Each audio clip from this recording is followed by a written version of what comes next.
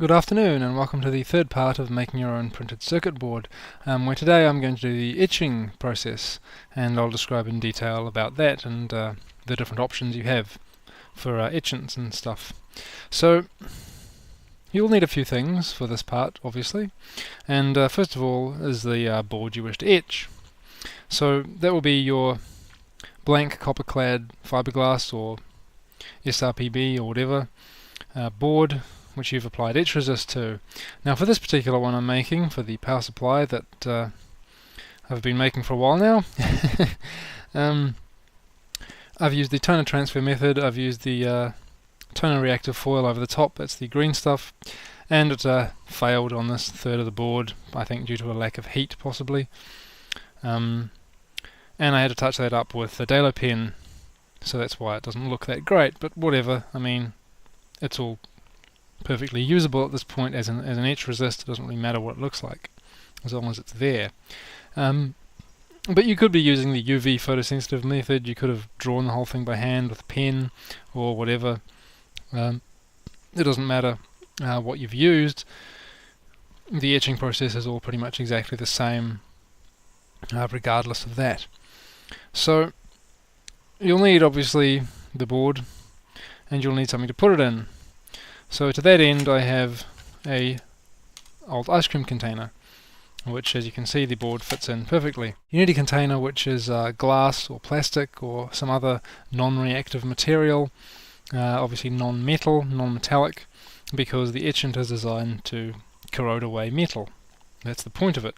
So if you use something made of metal, you're not going to have a good time. It'll get ruined at the very least, or severely damaged, or possibly holes will be etched in it, and then you'll have etchant pouring out. Okay, that's probably a dramatization, but yeah. You want to use plastic is probably the best option. I also have a little plastic knife. We can use some sort of plastic implement or stick or whatever, which is quite useful for pushing the board around and lifting it up and that kind of stuff. Or you could just wear gloves, I don't know. But a little plastic stick or of some kind is potentially useful. I also have a little plastic funnel, which I use for pouring the etchant out of the tub and back into the bottle. You do not necessarily need this, but that's what I use, that's what I've got. But the interesting part, I guess, is the etchant itself. So you have sort of three main options for that, and I'll go over that here.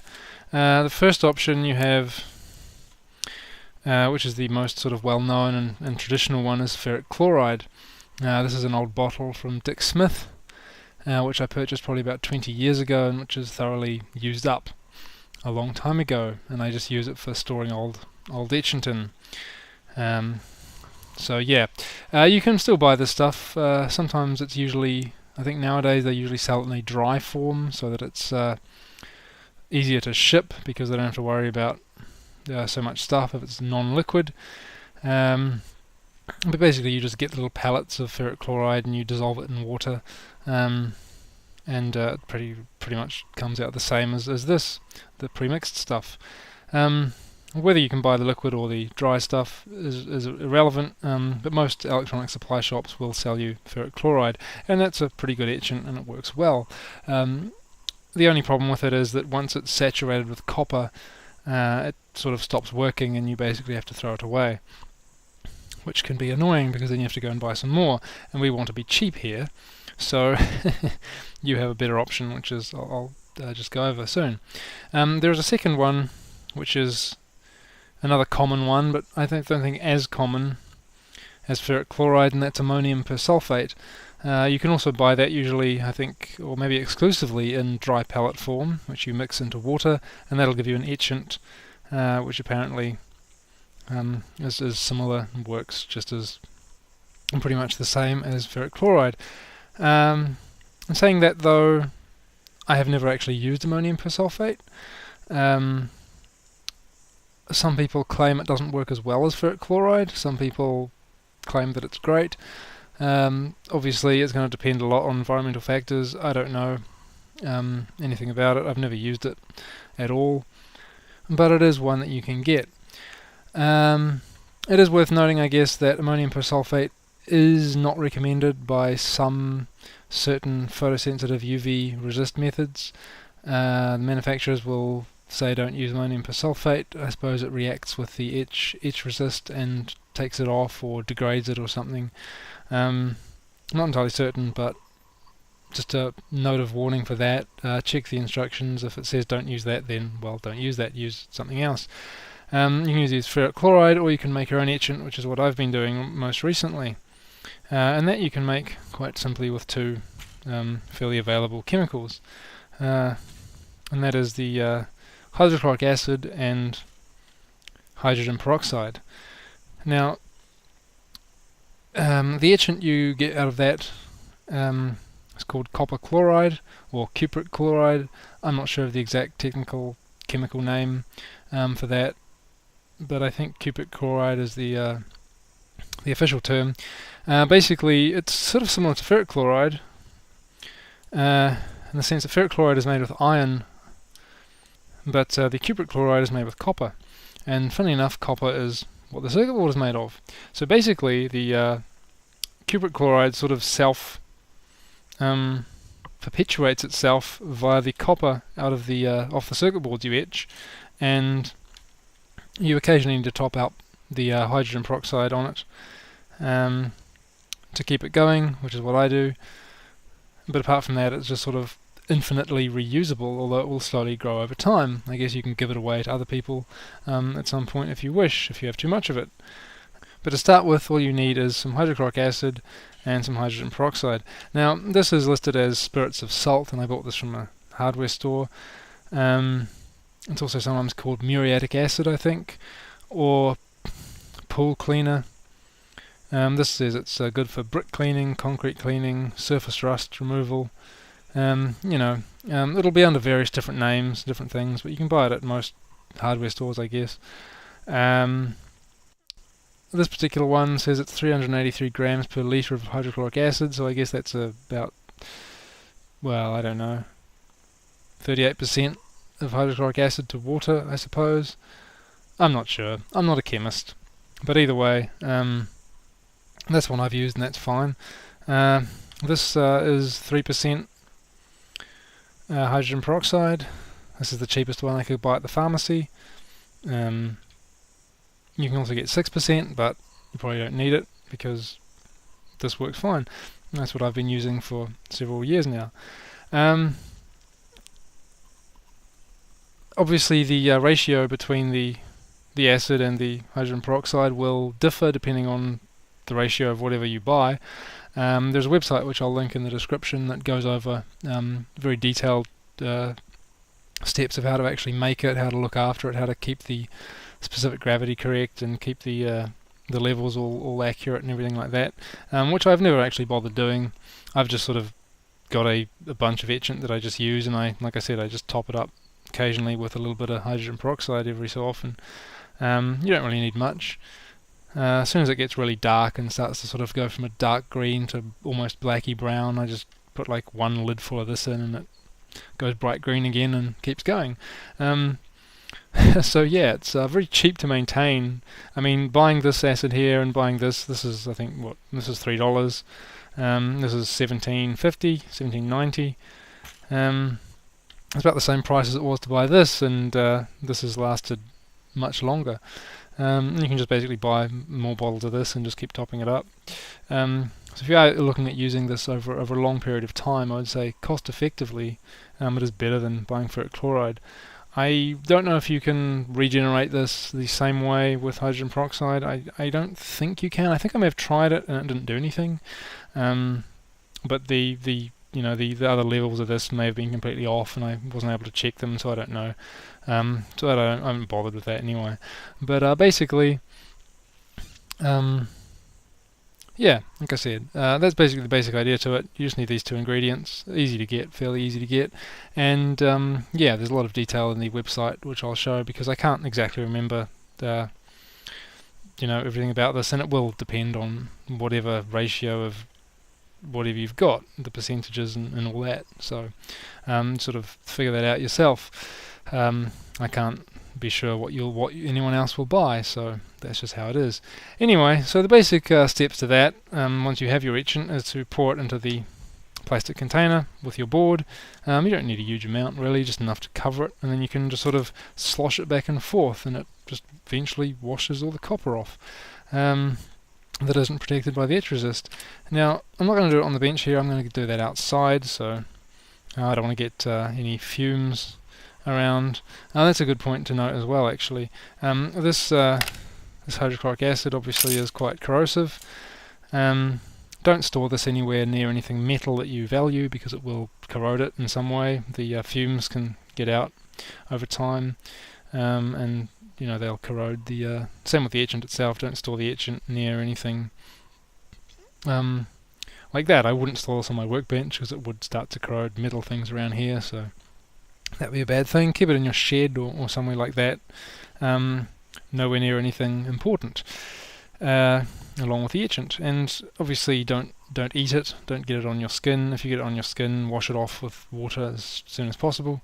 Especially watch out for inhaling the fumes of this, because it can release fumes, and if you inhale them, that's not going to be good, because the fumes will then convert back into acid in your lungs, and you won't have a good time. And a final thing to note is wear an old t-shirt or whatever, because if you spill it on yourself, you're going to have a problem as well. You'll ruin your clothes. Ferric chloride, for example, well, if you spill that, it'll stain pretty much everything brown. And this stuff, I have spilt a few splashes, drops on a t-shirt once, and it sort of bleached it pink. It was blue and it bleached it pink, which was interesting. I'm not entirely sure, but I do know that hydrogen peroxide is used by some people to bleach their hair, I believe, so that's probably how that works, and possibly the pink colour came from the copper. I don't know. But anyway, yeah, don't get it on your clothes, so wear something that you don't care about too much. But that's enough for me to talk about what I'm doing. I'll now take all this outside and we'll actually do the etching, and I'll show you how that works. Okay, so I'm outside and I've got my circuit board ready to etch. So I'm going to put this in the etchant container, and hopefully you'll be able to see what happens. I'm just going to zoom in a bit and just get this in the shot. So I've got this here, which is just a ice cream container of hot water, just to keep things sped up and make sure everything goes quickly. So I'll put this in top. Actually, let's put it that way so you can see it better. I've got some etchant in this old hydrogen peroxide bottle. Just going to pour this on here.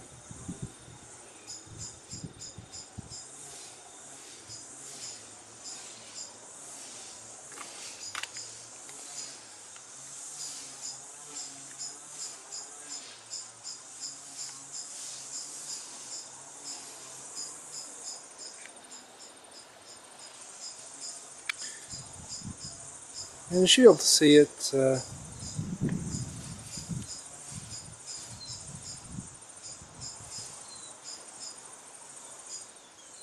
actually, I'm not sure. Let's try and get a bit closer on this, shall we?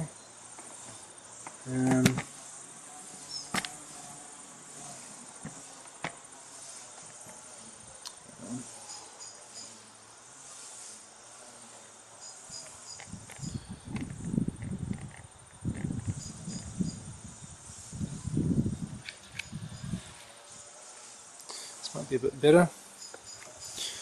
So I just sort of slosh this around a bit, but you can see it's made the copper starting to turn pink, and you might even be able to see a kind of a lighter sort of outline just around the sides where the etch resist is, the green lines, sort of a lighter shade around there. And we can see that the etchant will soon get darker as it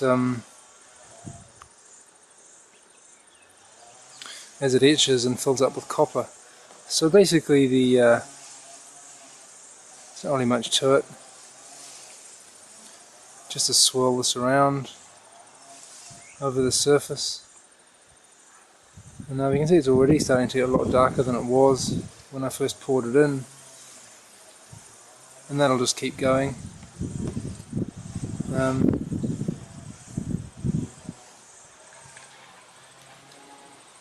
Zoom out a little bit.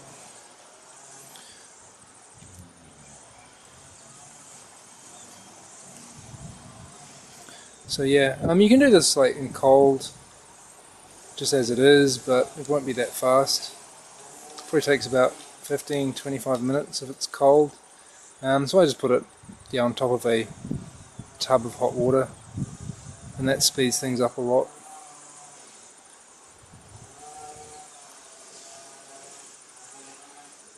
Anyway, you just keep sloshing it around, basically.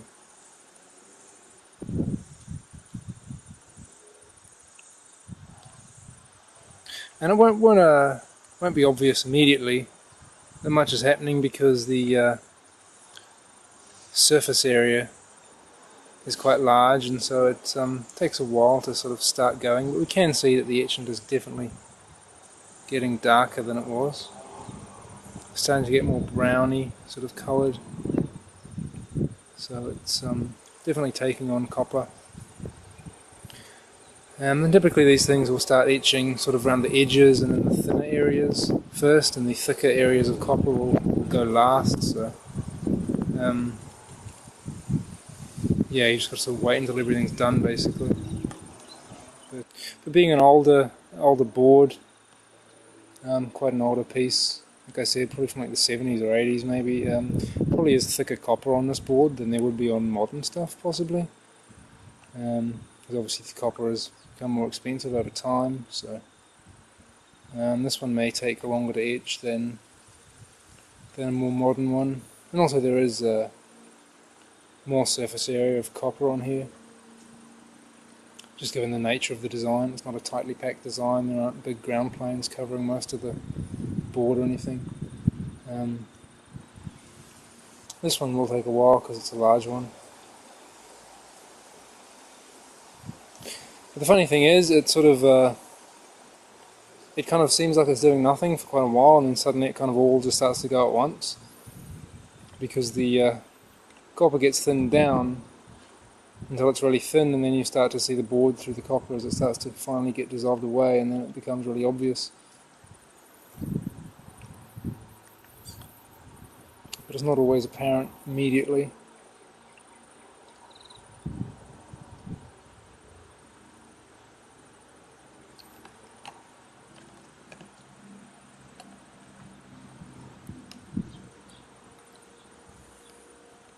But we can definitely see, as the etchant changes colour, that definitely something's happening. And you can tell by how sort of light pink the exposed copper is getting.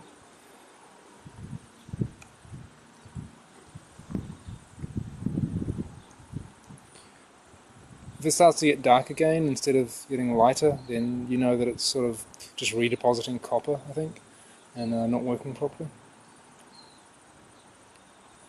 But you can tell in general by the colour of the etchant anyway.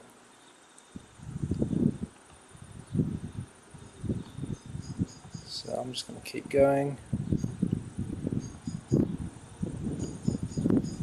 At this point, I'm not sure. Oops. There we go.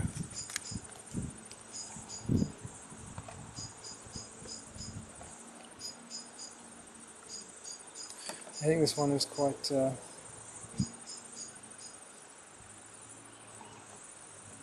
old. If we just leave it here, you can see at this sort of, I'm not sure if you can see that, but there's like at this edge here where it's just in the etchant there, you can actually sort of see. You can see the copper sort of coming off.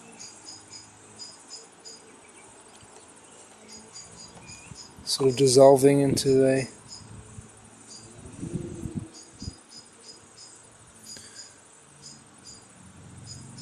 brown sort of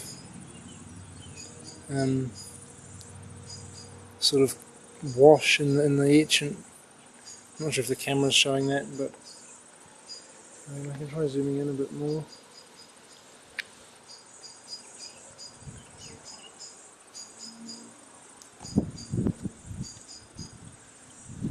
Put it around this way.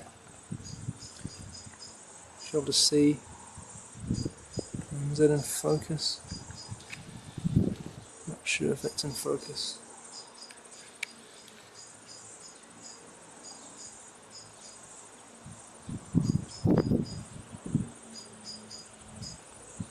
But you'll be able to see a sort of a brown sort of line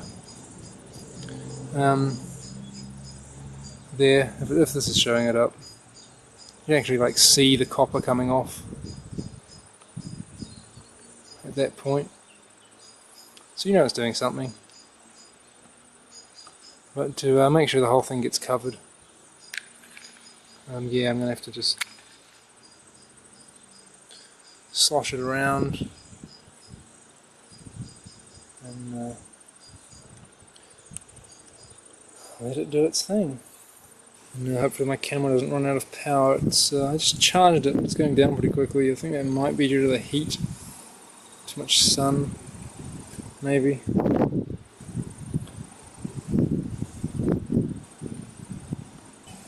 It is also possible it needs a bit more fresh acid in it.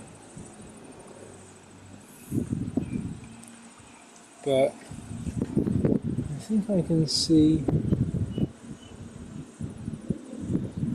maybe some stuff around the edges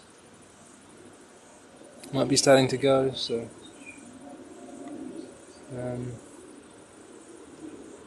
just hang on a bit. Down here where that hole was pre-drilled, I can see it starting, so it might almost be done. Got 18 minutes, so yeah, I don't know. Give it another 5 minutes and it might have gone.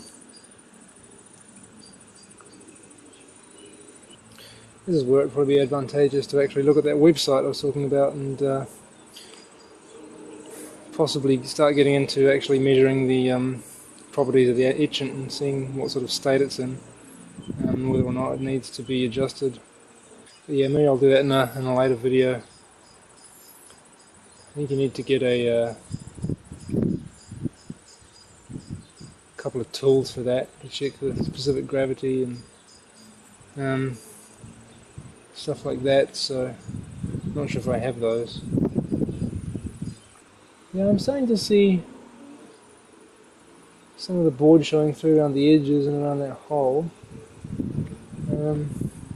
The etchant is definitely quite dark again, so I might put some more in it.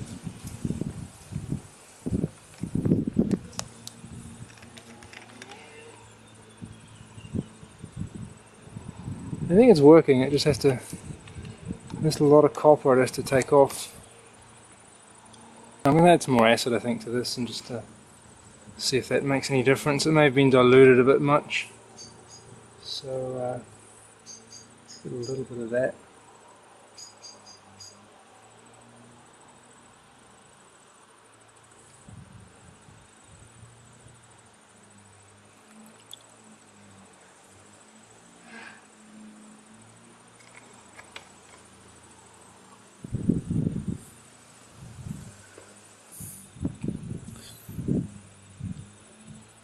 You can actually see on that top edge there, you can see where it's sort of going brown beside that trace where the board is showing through. Just trying to catch that in the sunlight so you can see it. Hopefully you can see the colour there.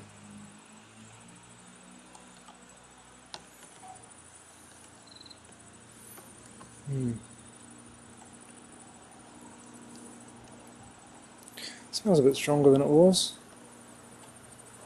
so hopefully this will work before I completely run out of power. But yeah, it is going on the top edge now and around that hole there, so yeah, I can see it going here now as well between these traces. You can see the yellow of the board coming through. Because if you do this a lot, you can get like a little motorized tray or something that'll flip the board to and fro, or you can do what some people do and take a sponge, wipe the board to and fro with the sponge. Apparently that works quite quickly, but I didn't notice a huge difference when I tried it, so I never really bothered, and I do this so infrequently that there's no real point in worrying about the speed of it. It's just a good excuse to go and stand outside for half an hour. So yeah, I don't sort of worry about it too much. Yeah, you can probably see maybe around this edge. You can see down there by those traces it's starting to go out. Should be able to see in the top left corner, starting to edge back quite a lot now. And it is quite random, I guess. Well, it appears random anyway.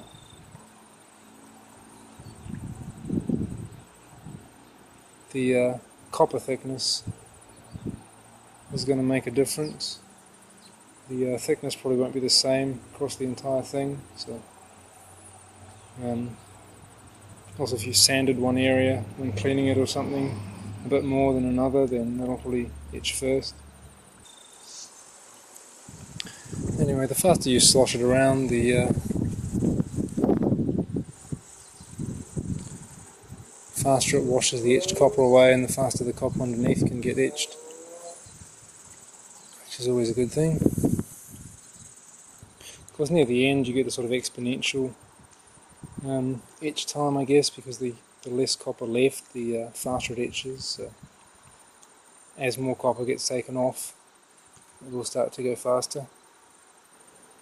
If you do decide you want to make a bunch of these yourself, it's probably a really good idea to invest in some sort of automatic etching tank or something, like a bubbler aerator thing in it, to agitate the etchant and keep it warm and all that, so that it will go as fast as possible. And obviously in factories they spray it on, I think. They have like special machines that will just sprays on and get cycled round. And okay, so I just switched to the other camera now because I ran out of battery power, and this thing's almost finished etching, so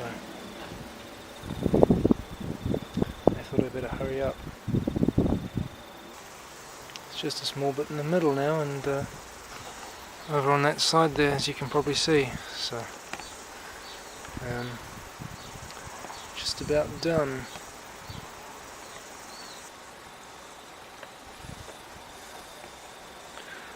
Almost finished. Just got one little bit in the middle, and there's a wasp on my finger. Okay. Maybe the wasp would like to get etched.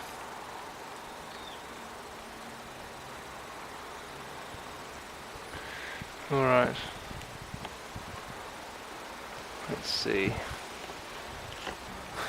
I could just stop here and leave that bit in the middle, because it's not actually connected to anything, and who cares, but that would annoy me, so I'm going to wait till it's all gone. It's a race between my camera battery and the etchant. Which will run out first? I don't know. And that's pretty much it. So at that point you can tip your etchant back in the bottle, which is what I will do. Assuming that there's actually any space for it left now. So that'll be fun.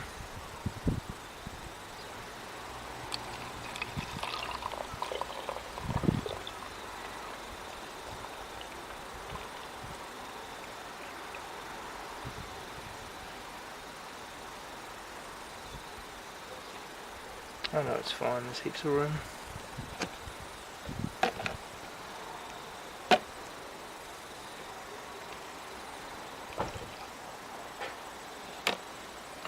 Anyway, there we go. Get that off there.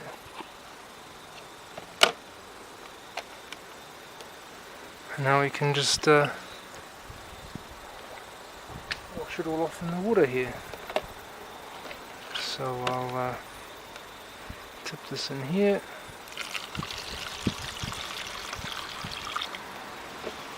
And just make sure it's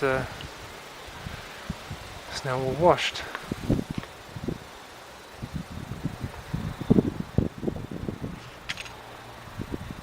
You can also put some baking soda in it to make sure you neutralise the final bit of the acid.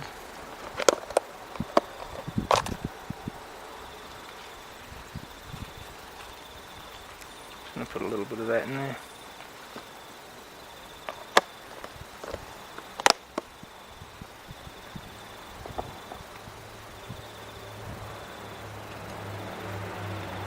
Stir that around, but you know, it's you can see the water has turned slightly blue, so it's reacting with the last of the etchant that's in there. There won't be much, but that will sort of stop it from doing anything else. And just to make sure the board doesn't start etching underneath the etch resist or anything.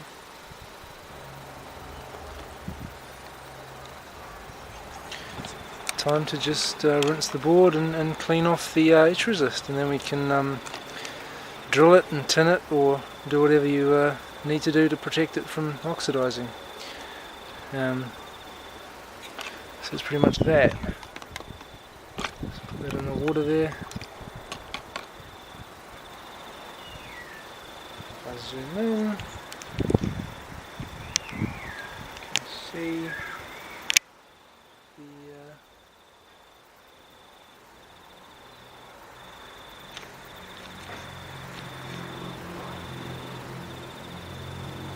nicely etched board now.